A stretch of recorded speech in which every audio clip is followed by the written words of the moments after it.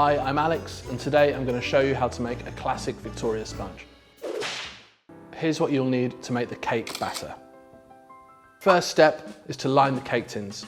Smear each tin with a light coating of butter, lay down the parchment on the base, clamp the edge around it and then trim off the excess. Use that trim to then line the sides of the tin. Repeat for the second tin, get them out of the way so you can carry on with the cake batter. The most important step in any kind of classic sponge cake like this is really aerating the sugar and the butter. Softened room temperature butter and the castor sugar goes into your mixer, and we want to cream that until it's really light and fluffy. This can take a little bit longer than you would think. You really want it to get as pale as it can do and as fluffy and kind of creamy as it can as well. So it's going to take a solid 5 minutes whisking.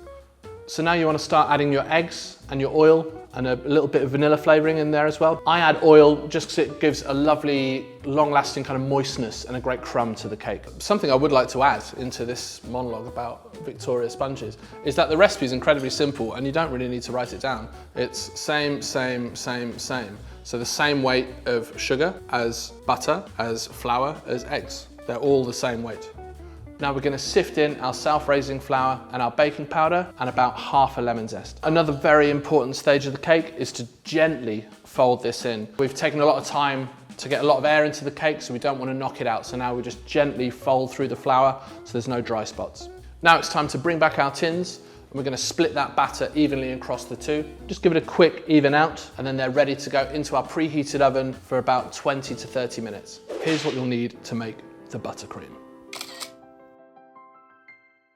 All you need to do is combine the softened butter, icing sugar, splash of milk, vanilla paste, a little pinch of salt in there as well, and just bring that together, persevere. It'll feel like it's not coming together, but it will slowly break down and become a lovely, smooth buttercream. And again, we're looking for that kind of like pale, fluffy kind of texture, really spreadable and delicious. So the buttercream's done, just gotta wait for our cakes to finish baking and then let them cool down.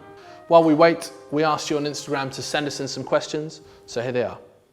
For me, classically, a Victoria sponge is just a sandwich, 2 layers. Cake on the bottom, cake on the top, buttercream and jam. Absolutely, the world is your Victoria sponge, really. A fruit jam and buttercream is the one for me, but you know, whatever you like.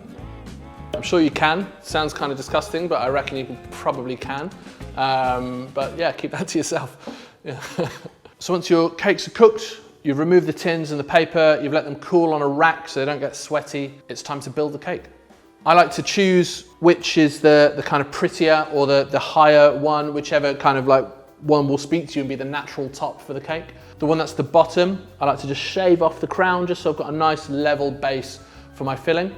Slap on all of that buttercream and spread it nice and carefully, just filling the edges. Then your chosen jam, I've gone for a lovely seed-in raspberry jam today, but strawberry jam, blackcurrant, lemon curd, whatever you would like. Spoon that on, but then don't push this all the way to the edges because of course the weight of the top of the cake is going to help that kind of travel to the edges. And then I really like the kind of icing sugar, very classic finish, but you can decorate it as you see fit. And there you have it, your classic Victoria sponge. Absolutely ideal for spring coming up, a real kind of staple of English desserts, just a beautiful light weekend treat. So here we have it, lovely big slice of my Victoria sponge. Let's give it a taste. Doesn't get better than that. Absolute classic. Buttercream's light but rich. Jam's nice and punchy. Sponge light and like fluffy. Yeah, perfect. Very happy with that. Delicious. Thanks for watching. If you want to see the full recipe, it's in the link below.